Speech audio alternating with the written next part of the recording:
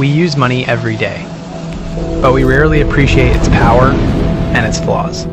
It's a tool that has been at the center of human progress. And as we build bigger and tackle complex problems, we're going to need the best tools available. We have a global economy. We're going to need a global digital currency. Cryptocurrency is going to be a great democratizing force for the world because it's going to level the playing field and allow anybody with a cell phone to access financial services. This is going to transform how we think about a real global economy. I think in order to understand its importance, we first have to define what currency means.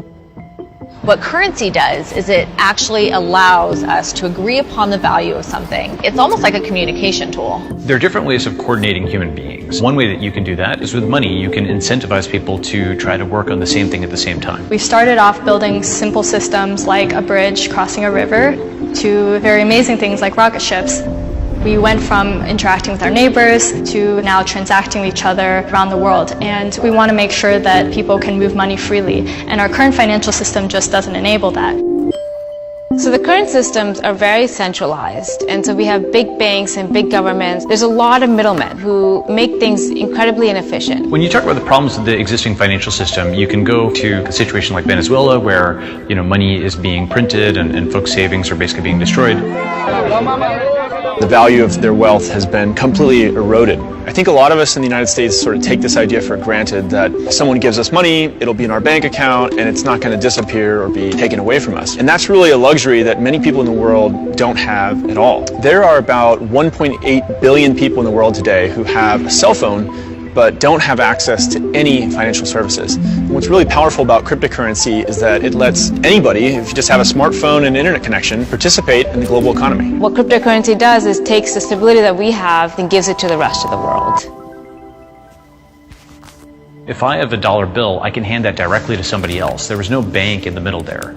With digital currency and blockchain, it's actually more similar to cash, yet again, where I can send something directly to somebody else, and I don't necessarily have to go through middlemen like a bank or a credit card company. We can go back to how we normally transacted, which is directly with each other without all these giant central parties in between. When computer scientists talk about the concept of so-called decentralization, what they mean is to avoid this idea of a single point of failure. A single point of failure like we have with institutions. If you have a single bank and that bank has all your money and then that bank fails, well, everyone's out of money. Whereas if you have lots of different individual nodes, hard drives and phones and so on that have some money, well, they're probably not all going to fail at the same time. So you no longer need the middleman to keep track of an internal ledger. All these computers are writing everything down for you. That network effect makes it unbreakable. So technology makes us richer and wealthier because you need less time or less money or less effort to get something done. Right now, when people think of crypto, I think they think of investment.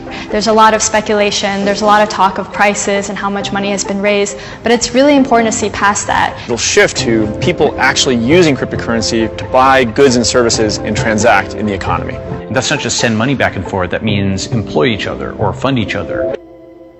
A more global economy is important because there is talent everywhere, but opportunity is not evenly distributed. In a world where this technology is fully adopted, it won't matter what country you're born in. All that will matter is that you have a mobile phone and internet connection, and you have skills and knowledge to learn, and you can contribute to the global economy. You can benefit from the world, and the world can benefit from you.